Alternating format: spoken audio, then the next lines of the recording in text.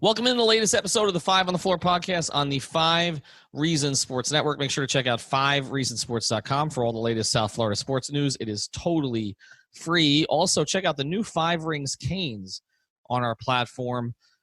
Josh Darrow still involved, but Alex Dono and Larry Bluestein taking a more prominent role there, and we'll be adding a bunch of contributors. So we're going to get 5 Rings Canes to the same level in terms of contributors and everything else that we are getting the Heat platform. Also, check out 3 Yards Per Carry. They've got a new trailer for their 3rd season. But we've got big news, and then you guys can turn off the podcast after this because I know a lot of you are just tuning in for this.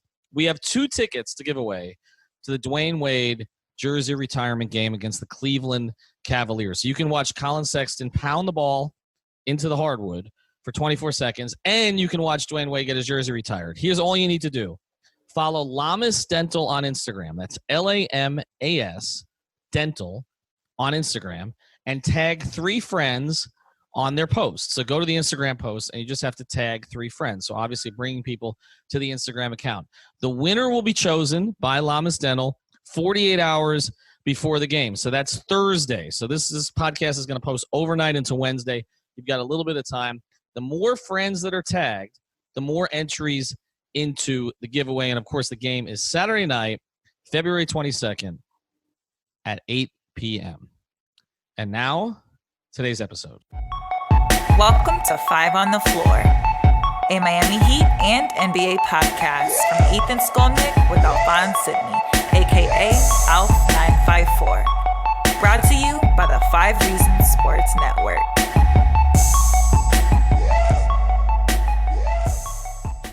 All right, Ethan Skolnick back in South Florida, as is Alex Toledo. You can follow him at Tropical Blanket.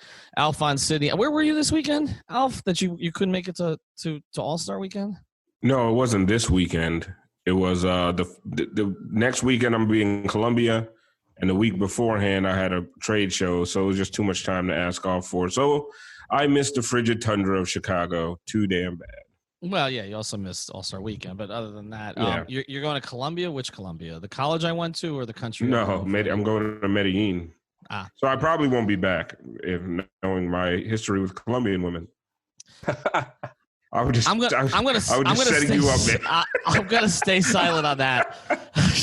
Just damn. We don't really need you on this podcast. Also with us today, because now Alf is going to be shown the door, Nekias Duncan. You can follow him at Nekias NBA. He's the one who tweets things, and they get 6,000 retweets.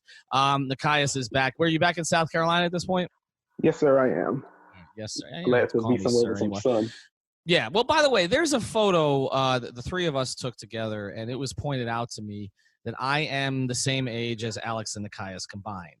Because I celebrated my birthday over the weekend, and actually I think I'm a year older than the 2 of you combined, so don't give it to me. Wow! But we were asking stats. Right, that's a stat, right? We're asking people to name our album. What did somebody call it? 2 Live Crew Necks? Is that what was it? 2 Live Crew Neck, yeah. Yeah, 2 Live Crew Neck. All right. Anyway, we're going to talk about All-Star Weekend here. Alf was not there, so we've got a little bit of an outsider's perspective on this. I'm going to start from the Heat perspective. And kind of what we witnessed there. And I called it a very good weekend for the Miami Heat. The Heat are relevant again in a way that they have not been really for years. I mean, the only one keeping them relevant was Dwayne and his return, and then that whole show with him getting added as a late All-Star last year. But to have 6 guys participating this time around, or at least 6 were supposed to. Tyler Hero couldn't because of the injury. And also to be in the middle of controversy with one of them, to have a breakout star and another one. And then, of course, there's some issues about why maybe the 2 All-Stars didn't play as much, especially down the stretch of the game. I said, this weekend was so good, Dwayne Wade would give it a 9 out of 10. So let's start with you, Nekias. What did we learn, if anything, about the Heat's contingent this weekend?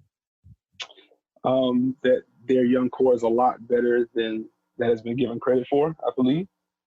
As great as Bam Adebayo has been this year, I think seeing him win the skills competition probably shed more light from a national perspective.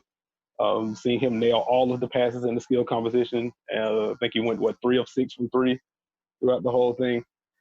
It was really just an introduction to Bam Adebayo on the national stage. I think it's going to be huge for him moving forward. But obviously going to be huge for the Heat. I think you talked to him after the game. He said that this weekend was huge for his confidence. He thinks he's going to be back. a lot in the future. So I think that's going to be huge for him. But I think that's the big takeaway is that Miami it's not just Jimmy Butler and the Butlerettes. Miami has a lot of talent, a lot of young talent, and I think they're going to be quite the destination once 2021 rolls around. Alex, looking at Bam, and yeah, he did say he plans to be back here every year, and I don't see why there's any reason he shouldn't be in the mix going forward every year. He's 22. I mean, Chris Bosh, I think, started going when he was 23 and basically was there for more than a decade. That's another topic we're going to get to here on the show because that's Heat-related as well. But just looking at Bam, I also asked him if he felt this was a breakout weekend, and he said it's been a breakout season. And I don't mean that the skills competition was the one thing that made him relevant, but I agree with Nekias that it showed you, like, okay, we know he's gifted and he's versatile, but like to see him do it again, I mean, literally he left Spencer Dinwiddie in the dust. I mean, that guy won the competition before, and like him and Sabonis, who've been compared in some ways as maybe competing for that all-star spot, Sabonis couldn't catch up to him. I mean, he looks like a different athlete than some of these other guys. Have we not sort of given enough credit to what Bam is going to be? I mean, I don't really think so. I think us specifically have given him more than enough credit all year. But yeah, it goes to show what Nekias is talking about right now, that he's going to get the recognition going forward, right? This was just a start, like especially with the timing that we got with the Zach Lowe article, where there was even more of a spotlight on him to go along with the timing of All-Star Weekend, him winning the skills challenge, him participating in the All-Star game. I think it's just going to be one of many for him. I wouldn't be surprised if he gets into double digits for his career, because he's so polished, so ahead of his time, I think, as a 22-year-old, considering that he was always just a backup. In his first year as a starter, he proved to be a foundational piece within a month or two, right? Like, I think this guy is a lot better than pretty much anybody saw coming, including the Heat, including us, right? I mean, it's not that anybody was at fault, but this guy was just so much better than we expected. And I think he is really a foundational piece, right? Like, they've got somebody that they have to keep, and it's obvious. I think he's going to be here over and over and over again. And honestly, it was great to see him go 3-0 on Siakam, because you already know that he's shut down Siakam twice this season, and now, yeah. So it was good to see. Isn't that would we say, Nekias, that's his closest comp at this point, Siakam? Yeah, I'd say so. Yeah. Yeah. And yeah, like like Alex said, he's outplayed him when they've gone head to head and then beat him in that competition. Alf, one of the things that kept coming up this weekend, and I'm going to get to some of Jimmy Butler's comments, including the Chicago comment, which I want to make sure we throw out the window here a little bit. But Jimmy and Bam keep playing this game where they talk about how the other is more important to the team's success. It's really cute. I mean, it's sort of like DJJ saying Bam's the most athletic guy on the team and the best dunker on the team. I mean, this is stuff that only really seems to happen with the Heat, whereas, Simmons and Embiid are throwing the ball at each other on the court. Who's right, I guess? Who's right? Who's more important to the Heat's success? Has it been Bam or has it been Jimmy? I mean, it's hard to say because Bam has missed no time, but Jimmy has missed time. And when Jimmy misses time, the Heat don't look as good, don't look nearly as good. So just off of that alone, you could say, all right, maybe Jimmy's the more important player to the Heat success. But the funny thing is, man, when you look at Bam, and it was Tim Legler just talking about his motor, which is one of the things I feel like we talked about at the beginning of the year. But as we've seen more skill out of him, we kind of forget the fact that he plays 38 minutes nonstop. Like he's just a constant ball of energy. That what he brings to the table when he's on the floor, I don't even know if what Jimmy does is as important, because he is so important to what they do defensively. And we've talked about how they need to be better defensively. Could you imagine if Bam wasn't on this team right now? Mm-hmm. Yeah. I mean, how bad would the defense be if it wasn't for Bam? Like, so when you talk about who's more important, I think it's and now this is going to sound stupid, especially because Nekias is on the episode and, he's all about math and numbers.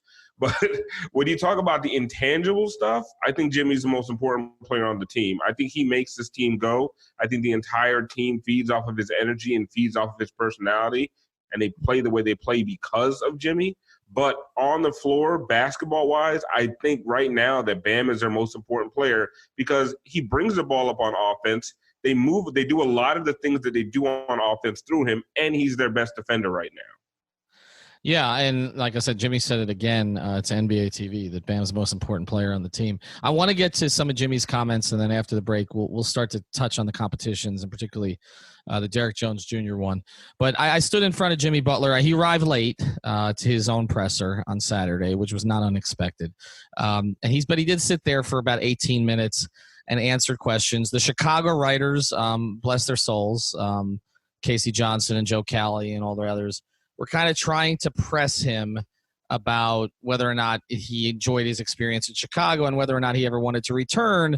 And Jimmy threw this out there. And the only reason this raises alarm bells for Heat fans is because, I was among those who downplayed LeBron. I was at a practice in Cleveland in, I think, 2012. And it was during Linsanity, I remember, because LeBron and Dwayne were getting asked all these questions about Jeremy Lin. And after they got asked them, they'd go and start laughing about it together as soon as the cameras left. Like, who the bleep is Jeremy Lin? While all this was going on for a month, and this was before the Heat basically ended Linsanity. But I remember all this at that practice because LeBron kind of left the door open to come back to Cleveland someday. And I remember I got out of there and I was walking through a CVS and I reached LeBron's guy and I said, "Is there anything to this?" And he said, "No." He said, "LeBron's just being polite." And I was like, okay. And of course we know now, looking back at it and some of the stuff that Windhorst and others have written, McMenamin, LeBron, that was a message to Dan Gilbert and to Cleveland ownership. I might be back here someday. Jimmy was pressed on this, and he kept saying, "I could see myself finishing my career in Chicago." Is this? I'll start with you on this, Alf. Is this anything that Heat fans should be concerned about? No, and there's a couple of reasons. First of all, I do think he was just being polite, and he was talking to Chicago press. I know he started his career there, but it's not like he's from there. It's not the LeBron Cleveland situation. And then second of all, by the time he goes back there, I mean, this is not going to, it's going to sound pretty messed up, but how old will he be by the time this contract is up? In Tibbs years or real years, right? Yeah, I mean, exactly. You first of all, in real years, and then you add the Tibb years to it. I mean, if he finishes his last couple of years in Chicago as a sixth man or something like that, who really cares? I think the Heat fan is going to get the best years out of Jimmy that you're going to see. And if he decides to go back to Chicago, which I think is laughable, I don't think that's going to happen. I think he's one of these guys who probably just wants to finish his career here, unless it's something like a Goran Dragic situation where after his contract is up, the Heat just can't afford to bring him back for some reason. I think he's going to finish his career in Miami, but if he doesn't, I don't think those years that he would play in Chicago are going to be consequential at all. Nekias, what does it say that since Jimmy left, and I know we can talk about how the Bulls were a 500 team when Jimmy is their best player, but what does it say that since Jimmy left Minnesota, they've been a train wreck?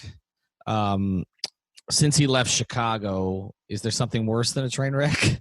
I mean, they were chanting "Fire Gar Pax" like every time Zach LaVine met with the media this year, this weekend. And then, obviously you look at Philadelphia not living up to expectations and seem to miss him. Does that say something? Is that in your view, because I know you're studying it from the basketball perspective, is that Jimmy's personality and what's being missed there, or is that Jimmy the basketball player that's being missed there? And is he being – Joe Cali asked this question. He's a big supporter of his. He writes for Chicago Sun-Times. And basically said, "Do you feel you're underappreciated?" And Jimmy's response was, "Well, I'm appreciated in Miami." What do you make of that? That all of the teams Jimmy leaves are worse after? I think it speaks more to his on-court impact than any of the off-court stuff, just because of how much Jimmy drives on both ends of the floor. In Chicago, he was obviously a closer. In Minnesota, he was definitely the closer. In Miami, he's been a closer. And you look at Chicago and you look at Minnesota, neither one of those teams really has anyone that can slam the door. And then once you get into the intangible stuff, just how hard he plays, the kind of standard that he tries to set, even though, the way that he gets there obviously rubs some people the wrong way in Minnesota specifically. But I think just the kind of intensity that he brought and the kind of example he tried to set was something that's meant for a winning team. And it just didn't seem like either of those spots were really ready for that. Chicago tried to go more vet heavy in his last year when they brought in Dwayne Wade and Rajon Rondo, but the organizational structure there was just kind of a mess. It's a little bit of the same thing in Minnesota. At least when he was there, I actually like Minnesota's new management and ownership now. Yeah, but they're still a long ways off right now. So I think just what Jimmy brought on the floor, I think that's the biggest thing that they're missing. All right, let's close the Jimmy Bam stuff here, Alex, with this. The All-Star game, I know, was the first that you've attended in person, and we're going to talk about the format and DJJ after the break. But one of the things that was somewhat controversial is that Nick Nurse basically decided to play his two guys, Siakam and Lowry, endlessly at the end of that game. And even playing Lowry with Kemba Walker, which meant you had all these terrible matchups on the court because they were so damn small. And just the way the switching worked out, it didn't work out very well. They lost the game. And, I don't know that people were sort of calling for Bam to play, but there's sort of some question about why when Jimmy actually wanted to play this game, like he made it clear he was going to be competitive in this game. This isn't like the one he asked out of in LA. I feel like they would have been better off at the end of that game, even though Jimmy wasn't playing particularly well, with him instead of Lowry or Siakam or somebody at the end of that game. Do you think it would have made a difference? Are you surprised that Nick Nurse would not use him? Listen, I respect Nick Nurse a lot, right? He did a great job in his first year as a coach, winning the title, obviously with great talent, but pretty much out-coaching everybody along the way in the playoffs. He's done an absolutely fantastic job this year. I think they're a top 6 team on both ends statistically. And, yeah, Nick Nurse, fire him from the All-Star game because the roster that he had out there was a big one. And I think he didn't use it to his advantage. I think he rode Lowry and Kemba so hard. They didn't sit, I feel like, in the whole fourth period. And, Kemba wasn't that good. You know who else wasn't that good in that until he started getting those free throws? Joel Embiid. Yep. And another thing, Nurse, rookie move, man. Playing your guys, both of your most important players for so long, as now you got to go through a stretch run where you're trying to beat all the other teams for seeding. That's a rookie move, man. But, yeah, he could have thrown out a lineup with, Bam and Gobert and Embiid and Siakam and Giannis. He should have done that. I feel like that wins you the game right there. If you're really that innovative as a coach, why not throw that out in the All-Star game? I mean, you're playing with a target score already. It would have at least prevented guys from getting the rim. But that's the weird part about it. Most coaches don't want to play their guys in the All-Star game, and he rode his two guys till the end. And, I know Lowry took, 16 charges, but even so, it just didn't make a whole lot of sense to me. All right, we're going to get to the DJJ controversy. We're going to get to Chris Bosh and a couple of other things here in terms of the format after the break. I want to tell you about one of the great sponsors of the 5 Reasons Sports Network. Cervani Men's Custom Clothier wore some of the clothes up there in that group picture that I took with Nekias and Alex, where I'm the only one wearing professional clothes, but it's good. I got you both out of heat stuff.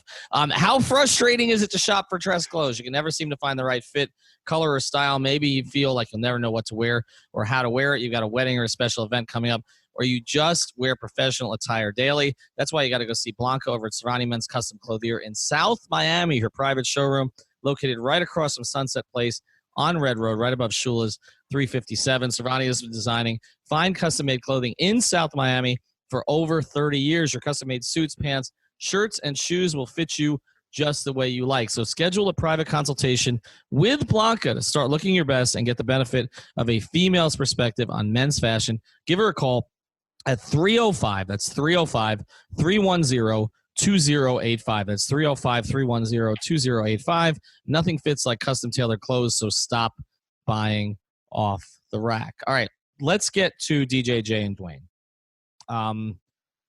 I feel like Dwayne Wade is in more places now than he was when he was playing. Was he Good Morning America this morning, Ellen last week? Obviously he's in the middle of one controversy, which I have a very strong opinion on. I don't know why anybody should tell Dwayne how to raise his child, but that's just my personal opinion. And then he's in the middle of another controversy because people somehow think he rigged this for Derrick Jones Jr. Nekias, who won the dunk contest? I think Derrick Jones Jr. won the dunk contest. Just the Taco Fall dunk, the controversy over the Taco Fall dunk it was a little much for me.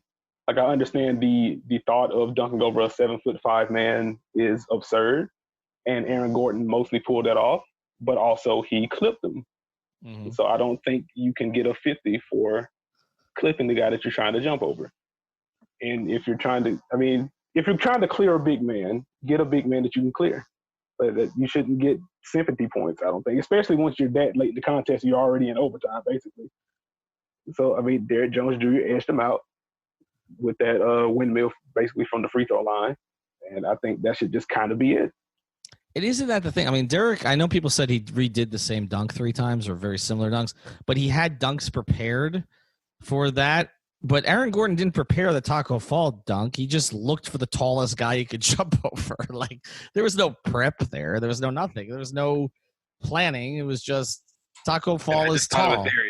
Yes. So the other guy who was in charge of Taco Fall being selected here was Shaq. Shaq played for both the Heat and the Magic. Oh, maybe maybe he likes the Heat a little bit more than the Magic. No, but Alf is back on, and Nekias agrees with your take about Taco Fall being clipped. I know you were attacking everybody on Twitter over that. He wasn't clipped. He was sexually assaulted, right? Saw him the next day, though. He was fine, though. He's still tall. His head's not chopped off. He's still 7'5". But yes, I'm surprised because what happened to him is illegal in most states. So, and as much as we talk about Derrick Jones Jr. like doing variations of the same dunk, Aaron Gordon quite literally did a Derrick Jones Jr. dunk. Right after. No, it hasn't got enough attention. I think part of this is, and again, I don't want to pick on Magic fans, but let's pick on Magic fans. Since the year 2010, the Heat have made the playoffs 15 times. Or, excuse me, the Heat have won 15 playoff series. The Magic have won none. I feel like Magic fans, like, this is their championship. And yeah. I don't feel like – look, the Magic organization is known for losing Shaq. When people think of the Heat, they don't even think of Shaq because they have 2 players that are more consequential in their history. I feel like this is an inferiority complex for Magic fans. Like, let's throw it in reverse, okay? We know that Heat fans, and I'll go to Alf on this first because you are, I guess, still the president of Heat Twitter. You're like Trump. Nobody's ever going to get you out of the office. So you're been impeached already. And nobody wants me there either, which is... No one wants you there. It's the same as Trump. But, like, you're just going to be there forever. It's not... we named you. You're king, okay, whatever. You're running North Korea. But basically, when I look at this, I'll ask you this question. If it was reversed, okay, if Derrick Jones Jr. got screwed, which is what I thought was going to happen at the end, would Heat fans be reacting the way that Magic fans are acting? No, we wouldn't be saying – the Miami PD wouldn't be saying they're investigating a theft. Like, it wouldn't be that big of a deal. We'd just be like, Derrick Jones Jr. is a better dunker. He'll probably win it next year.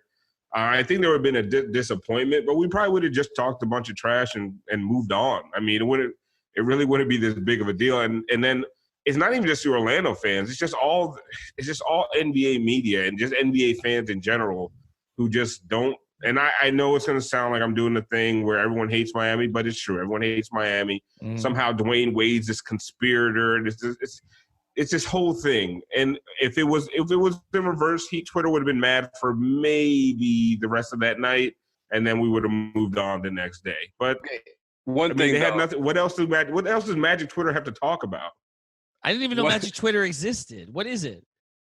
It's 3 people talking about how they lost Oladipo. Like what? It's really depressing, just like the city. What is it? Like, downtown Orlando. I don't want to mock downtown Orlando, but downtown Orlando sucks. It just sucks. That's what I've always said. Orlando is a cesspool. There's just nothing going on there. It's nothing but hospitality workers and just depressed college students who couldn't get into UF. It's basically just Waffle houses. It's what is Orlando? Orlando is the only city with an arena where the Heat have to stay at a Marriott property because there's no place else to stay downtown, which is the reason why we always used to stay in the Heat Hotel. Why don't they stay at the run into LeBron in the bar? Just stay in the Disney Disney's castle. Not even Orlando though. It's like saying that our stadium is in South Beach, but it's not. Disney's not in Orlando. It's kissing me, right? Yeah. Okay. Anyway. The point is, is there an Orlando? Like, people were saying who I should pick on next. They're like, pick on Hawks Twitter. Like, does Hawks Twitter exist? Is that a thing? No, Hawks Twitter doesn't exist. Hawks fans don't exist. Right. Did I ever tell you I got season tickets for the Hawks for $210 for the whole season? First row? Okay, one more thing though. Can we go over the validity of the D Wade controversy? Because it's very interesting. I'm sorry. There's no way you can deny it. And listen, when it happened, I'm very much on the same side as you guys here. Like I'm not gonna do the thing where I pick the other side just to go against you, because I can't go against Derrick Jones Jr. I love watching him dunk. It was incredible seeing it in person. I do think he won, and I don't want to hear the whole creativity argument because Chance got dunked over like 3 times, and what you guys said about He's the stolen 5'2". Find a bigger rapper. J. Cole 6'3". He was standing. Find a new slant. Right. Find a new slant, but the D Wade thing is very interesting, man. Because even though we can say that the whole thing about everybody conspiring to keep giving overtimes is kind of BS, which it is. It should. I think it should be natural, even though the overtimes was really cool and it ended up being a great result. D-Wade is still the judge, right? He can still do whatever he wants at that pick. Like, I'm not really going to sit here and cry, like, why didn't he conspire and conform to what everybody else wanted to do? I think why should he be his role is so cool. But it's like the proof is right there, though. Like, he threw off the earpiece that he had before the score was even revealed. Common and Scotty were both looking right at him. And then the reporting that came out after it from Ramona Shelburne of ESPN was like, it pointed so much at D-Wade that, like, she should have just said it was Dwayne Wade. Well, but he's not the only one who gave him a 9, though. That's why were they conspiring conspiring in the first place? And the whole thing is, like, for another dunk off. All the way up to that Taco Fall dunk, it was neck and neck. Like, let's not act like Aaron Gordon's performance was trash. It was. That's what was reported. Ramona Shelburne was. Yeah, I know what you're saying, but up until that Taco Fall dunk, I don't care what they conspired beforehand. After what he did to the back of Taco Fall's neck, like, you can't give him a 10. It didn't even deserve a 9. He vaulted off with Taco Fall held the ball. He vaulted off the ball and still was all over the back of the guy's neck. He was giving him a piggyback ride. It was ridiculous. I just want to understand, why don't they do this? Why don't maybe one of you guys suggested this and I'm stealing it, but this is the easiest way. Just judge the dunks against each other in the extra rounds. That's all. Who had the better dunk? They both dunk, and then the 5 judges you hold up a decide who had name. the better dunk. You hold up a name. Right, instead of because the problem is they ruin the scoring by giving everything 50s early on. Right. So now everything is skewed for the rest of the contest. Well, they gave the Dwight Howard dunk a 49, didn't they? That was not a 49. Because it was a sentimental Kobe thing, so I understood. I mean, I get it. The thing was his first dunk was actually very underrated, but they knew he wasn't going to win, so they could give him a 49 and. Out of respect for Kobe. The whole judging is so stupid. And pick somebody beside Chadwick Boseman, somebody who actually wants to be there. Because Chadwick had absolutely no interest in the dunk contest. No, people have Wakanda forever. That man, instant oppression. But he just doesn't want to be out in public at this point. He's beating it out of him, man.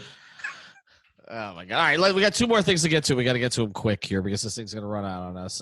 Real quick, 20 seconds or less, each of you. Did you like the new format, Nekias, for the All-Star game?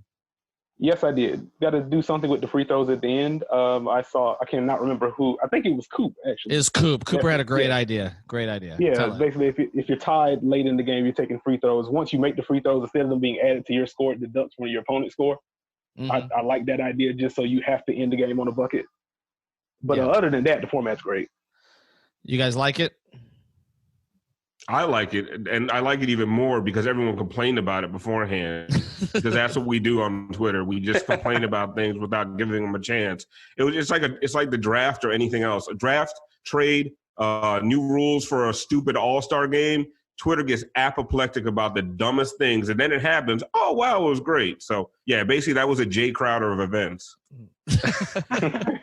I like how Twitter has warped us so much that we root for everybody being upset that their original overreactions were wrong. Like Tyler Hero? Yeah, I'll call a few of you guys out on that. Whoa, we're right here. I think. Very cool. I know. All right, last one here. Chris Bosh. Wingspan, right? I want to hit on this before we go. Chris Bosh. The more I look at this, the more I understand it. I know Chris is upset by it, not making the Hall of Fame finalist group on his first try.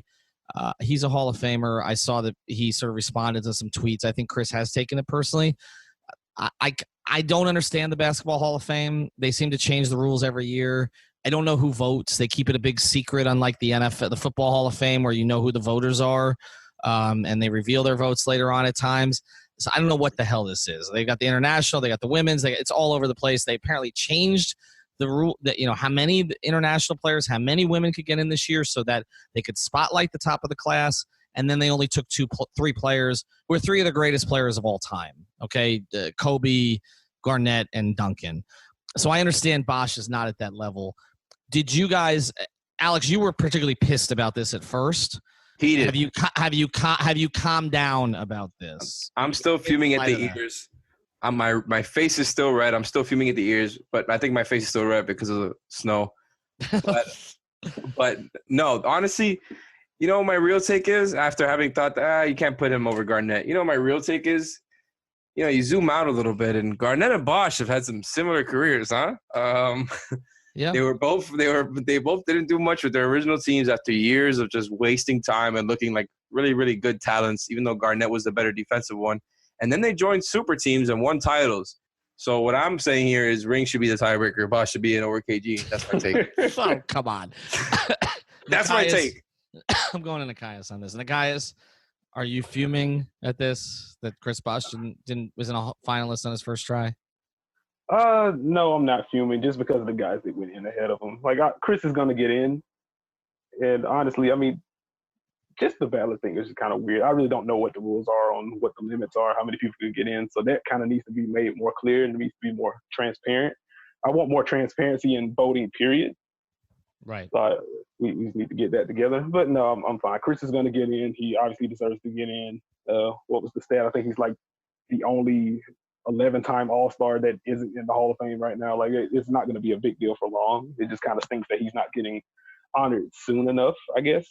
But it's all going to work out. I think the best thing for him is that he's going to have more of the stage to himself next year. I know Ben Wallace is still out there. There's a couple players that are still out there, but Chris Webber. Chris Webber should Hardaway. Timmy. I think Timmy's screwed.